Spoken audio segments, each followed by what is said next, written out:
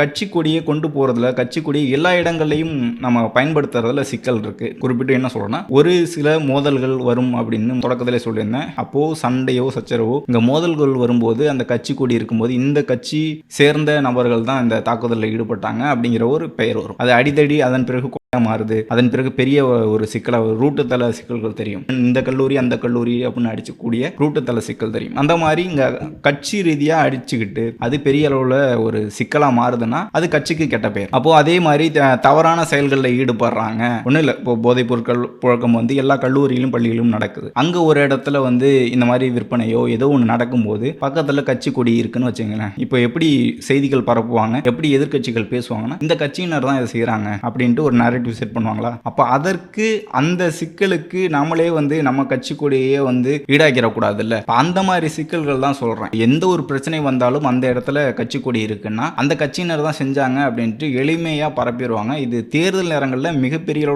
ஒரு பிரதிபலிப்பை ஏற்படுத்தும். தேர்தல் நேரத்தில் ஒரு பணம் கொடுக்குறாங்க, தேர்தல் நேரத்தில் ஒரு டாஸ்மாக் கடையில் கூட்டம் இருக்கு, ஒரு தேர்தல் நேரத்தில் வந்து யாரோ ஒருத்தவங்க வந்து இன்னொரு கட்சியை அடிக்கிறாங்க அப்படின்னா ஏதோ ஒரு மோதல் வருதுன்னா அந்த இடத்துல எந்த கட்சி கொடி இருக்கு, அப்ப இந்த கட்சியினர் தான் அப்படின்ட்டு ஊடகங்கள் பெரிய அளவுல செய்தியை வெளியிடுவாங்க. அதனால தான் சொல்றேன், தொடக்கத்திலே வந்து இந்த சிக்கல்களை வந்து தடுத்து நிறுத்தணும் அப்படின்ட்டு. இந்த இடங்கள்ல கட்சி கொடி வேண்டாம், இந்த இடங்கள்ல அரசியல் கட்சி கொடி வேண்டாம் அப்படின்னு சொல்லக்கூடிய இடங்கள்ல கட்சி கொடியை தவிர்க்கிறது வந்து நல்ல ஒரு விஷயம் பார்க்கிறேன். அப்போ எல்லா இடங்கள்லையுமே வந்து பறக்கும்போது அதற்கான மதிப்பு குறையும். மக்கள் கிட்ட கொண்டு போய் சேர்க்கணும். ஆல்ரெடி வந்து இளைஞர்கள்ட்ட இந்த கட்சி போய் சேர்ந்துருச்சு, அதனால கல்லூரி பள்ளிகள்ல இந்த கட்சி கொடி சேர்க்கணுமா அப்படின்னா ஒரு கேள்வியை நம்ம எடுத்துக்கணும். இப்போ பொதுமக்களுக்கு கொண்டு போய் சேர்க்கணும், அந்த இடங்கள்ல வைக்கணும். இன்னொரு விஷயம் சொல்றேன், மற்ற இயக்கங்கள் மற்ற கட்சிகளோட அரசியல் நகர்வுகளை பாருங்க. அவர்கள் வந்து வெளியில வந்து தான் இந்த அமைப்பை சேர்ந்தவன், இப்போ RSS BJP இருக்குன்னா நான் இந்த அமைப்பை சேர்ந்தவன், ஒரு சில சாதி அமைப்புகள் இருக்குன்னா நான் இந்த சாதியை சேர்ந்தவன், அப்படி வெளியில பார்த்தீங்கன்னா அப்படி தெரியவே தெரியாது. ஆனா கருத்தியலா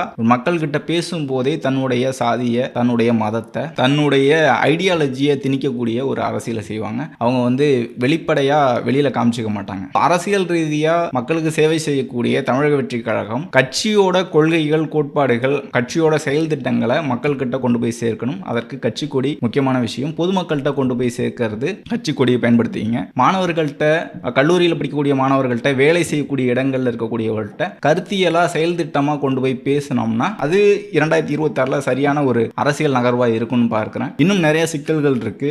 ஊடகங்களை எப்படி பார்க்கணும், ஊடகங்கள் சொல்லக்கூடிய செய்தியை நம்ம எப்படி பிரிச்சு அவர்கள் மடைமாற்றக்கூடியதை தவிர்த்துட்டு அரசியல் ரீதியாக எப்படி நகரணும் அப்படின்னு நிறைய விஷயம் இருக்கு. இதிலே சொல்ல முடியாதுங்கிறதுனால அடுத்தடுத்த வீடியோக்குள்ள பேசுவோம். தொடர்ந்து தமிழக வெற்றி கழகத்தோட ஆதரவு ஊடகமா இருக்கக்கூடிய TVK ஆர்மி ஊடகத்திற்கு உங்களுடைய ஆதரவு கொடுங்க. நன்றி.